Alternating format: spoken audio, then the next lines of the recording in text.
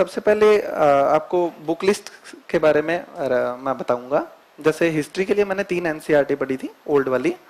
उसके अलावा जैसे मॉडर्न इंडिया का पोर्शन था वो कुछ मतलब जो स्पेक्ट्रम से या कुछ इन सब चीजों से जो थोड़ा सा जिसमें फैक्चुअल डिमांड करते हैं उनसे तैयारी की थी। और उसके बाद में प्रीलिम्स में आता है अपने ज्योग्राफी का पोर्शन, उसके लिए एनसीईआरटी की थी। साथ में कुछ यूट्यूब से लेक्चर जैसे मृणाल के लेक्चर हैं वो सब मैंने किए थे।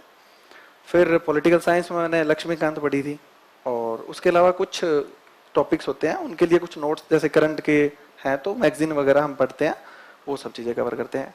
इकोनॉमिक्स के लिए मैंने यूट्यूब पे जो चैनल वगैरह है उनका सहारा लिया था। मृणाल की जो लेक्चर्स है ना वो पढ़े थे। और साइंस टेक के लिए मैंने करंट का पोर्शन पढ़ा था। पीटी 365 देखी होगी सबने, वो पढ़ी थी साइंस टेक के लिए।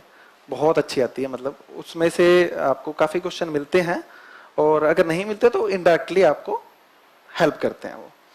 तो पीटी का सिलेबस है। अब आपको करना क्या है, अब पहले तो मैं क्वेश्चन लगा के ये बात बोल देता हूं कि मेरी बातें हैं वो फाइनली आपको इंप्लीमेंट नहीं करनी है। आपके टेम्परामेंट के हिसाब से आप कितना कवर कर पाते हैं उसके हिसाब से इंप्लीमेंट करनी है, फाइनल नहीं है ये, ठीक है। क्योंकि मेरी स्ट्रेटजी है वो जरूरी नहीं है आप पे भी सही बैठे, ठीक है। तो आपको क्या करना है कि 2 सब्जेक्ट लेके चलने हैं दिन में, जो मैं करता था। दिन में 2 सब्जेक्ट लेके चलने से क्या होता है कि एक तो मोनोटोनस शेड्यूल होता है ना जब अपना एक आयामी, तो बोरियत महसूस होती है। जैसे सुबह से हिस्ट्री पढ़े एंशियंट एंशियंट एंशियंट, क्या यार ये आ रहा है, ये गुप्ता आ रहे हैं, चोल आ रहे हैं, वापस चोल आ गए, ये क्या सिस्टम है। तो क्या है कि परेशान हो जाता है।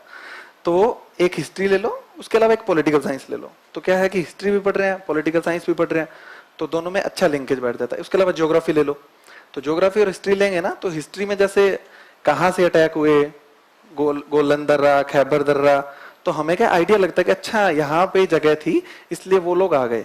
और आपके दिमाग में एक स्टोरी चलनी चाहिए, इसीलिए एनसीईआरटी पढ़ने का बोलते हैं। स्टोरी चलती है तो हमें आइडिया होता है कि कैसे लोग आए थे, है ना। तो इस तरीके से 2 सब्जेक्ट आप लेके चलो। और एक चीज और, जैसे आप रोज खाना खाते हो वैसे 1-1.5 घंटा डेली करंट को आपको देना है।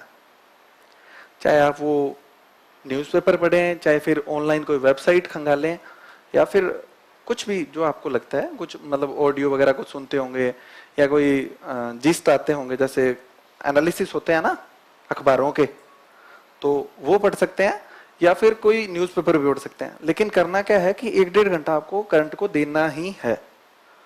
ये बांध लो, जैसे आप टूथब्रश करते हो ना सुबह सुबह, तो वैसे ही आपको अखबार या जो भी करंट का है वो पढ़ना है। ये तो मतलब कंपल्सरी चीजें हैं जो आपको करनी करनी। 2 सब्जेक्ट लेके चलना है। और जब आप प्रीलिम्स की तैयारी स्टार्ट करें तो 2-3 महीने बाद में, जब आपने मतलब प्रीलिम्स की नहीं, जब आपने यूपीएससी की तैयारी स्टार्ट की 2-3 महीने बाद में आपका ऑप्शनल पता होना चाहिए कि आपको क्या लेना है। उसकी अगर आपको कोचिंग करनी है तो कोचिंग कर लो, और अगर नहीं करनी है तो सेल्फ आपको पूरा का पूरा तैयार करना है ऑप्शनल, है ना। क्योंकि ये मत सोच के बैठना कि प्रीलिम्स के बाद में ऑप्शनल डिसाइड करेंगे और उसको तैयार करेंगे, इतना टाइम नहीं मिल पाएगा प्रीलिम्स के टाइम पे, है ना। तो ऑप्शनल प्रीलिम्स से कम 3 या 4-5 महीने पहले तक आपका एक बार कवर होना चाहिए। उसके सिनॉप्सिस वगैरह जो भी आप बनाते हो वो सारे तैयार होने चाहिए, है ना। तो ये सब करके फिर आप डेली के 2 सब्जेक्ट लेके चलो। प्रीलिम्स के लिए नोट्स मैं तो नहीं बनाता था, क्योंकि प्रीलिम्स के लिए नोट्स कितने बनाएंगे। प्रीलिम्स में कहीं से भी पूछ सकते हैं ना, कोई अंत थोड़ी है प्रीलिम्स का। तो प्रीलिम्स के लिए नोट मैं नहीं बनाता था। अगर किसी को लगता है कि उसे बनाने चाहिए तो टाइम बहुत ज्यादा लगेगा, बना सकता है, मैं बाइंड नहीं कर रहा किसी को। लेकिन प्रीलिम्स के लिए नोट्स नहीं बनाया जाए तो ही ठीक है ना। और जो भी मटेरियल पढ़ रहे हैं आप, एक तो अपनी आदत होती है कि हम लोग बुक्स पे बड़ा बिलीव करते हैं। बहुत सारी किताबें उठा के ले आएंगे और लाइब्रेरी में या जो भी रूम में बैठते हैं ना, वहां पे इतनी इतनी बुक्स जब सजी होगी तभी हमें सुकून मिलता है कि हाँ यार अब ठीक है, अब पढ़ाई यूपीएससी वाले लग रहे हैं। तो ये बहुत ही गलत चीज है। बुक्स लेके आओ आप बहुत ही कम। एक तो सारी एक साथ मत लेके आओ कि सारे सब्जेक्ट एक साथ ले और पढ़नी स्टार्ट कर दी, वो बर्डन फील होता है कि इतनी सारी बुक्स है कैसे कंप्लीट होगी। आपने ज्योग्राफी स्टार्ट किया, ज्योग्राफी की बुक्स लेके आओ या नोट्स लेके आओ आपकी कोचिंग के यहाँ, तो उनको कंप्लीट करो पहले। और एक रीडिंग मारते ही दोबारा दूसरी रीडिंग मारो, क्योंकि एक रीडिंग मार के आपने पॉलिटी उठा ली, 15 दिन पॉलिटी में दिए, ज्योग्राफी खत्म, है ना। आंसर लिखने की जरूरी नहीं है।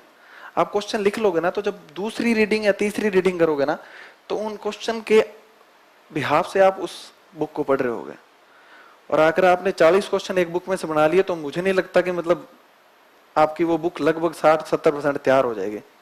तो ये सबसे बड़ा है कि आप जब भी कोई किताब पढ़ो तो एक क्वेश्चन मार्क आपके दिमाग में रहना चाहिए, ठीक है। 2 सब्जेक्ट आप दिन में कर रहे हो, जितने भी टाइम लगे उसको दोबारा पढ़ो, क्योंकि हमारा टारगेट ये नहीं है कि हमें सारी किताबें कंप्लीट करनी है, हमारा टारगेट ये है कि हमें जितना पढ़ना है ना उसको अच्छे से पढ़ना है। प्रीलिम्स में 100 क्वेश्चन किसी को नहीं आते, है ना। सारे लोगों को 40 से 45 क्वेश्चन जिसका जो सेलेक्ट होता है 40 से 45 क्वेश्चन उसको आ रहे होंगे, और बाकी क्वेश्चन करता है इंट्यूशन से कि कितना पढ़ा हुआ, कभी दिमाग में आ गया हाँ यार ये तो ये हो सकता है। इस बेस पे जिनको अपन तुक्का कहते हैं, तुक्का नहीं वो एक्चुअल में इंट्यूशन होता है कि हम चीजों को कितना रिटेन कर सकते हैं, अपन ने कितना डेप्थ में पढ़ा है, कितनी अपने एनालिसिस स्किल है। तो इस बेस पे क्या होता है कि 40-45 क्वेश्चन सबसे होंगे, उसके बाद में सब तुक्के मारेंगे। मैं भी यही करता हूँ, सारे यही करते हैं। कई लोग 100 के 100 क्वेश्चन करके आते हैं, और जैसे मैं थोड़े से कम करके आता हूँ, मेरे को सारे क्वेश्चन सॉल्व करना सही नहीं लगता, तो मैं 70 से 80 के बीच में करता हूँ प्रीलिम्स के बीच में, और एक्यूरेसी ठीक है तो हो जाता है प्रीलिम्स। और जिसकी एक्यूरेसी थोड़ी कम होती है वो सारे के सारे करके आता है। लेकिन ये है कि अपन को जितना पढ़ रहे हैं उसमें से ऐसा होना चाहिए कि आपने पॉलिटी की मान लो कोई बुक पढ़ी, आपने डीडी बासु पढ़ी या लक्ष्मीकांत पढ़ी, जो भी पढ़ी, तो उसमें से अगर कोई क्वेश्चन है तो फिर ये नहीं होना चाहिए कि यार ये क्वेश्चन गलत हो गया, ऐसे बुक पढ़ लो। 2 बुक पढ़ने की नीड नहीं, एक ही पढ़ लो।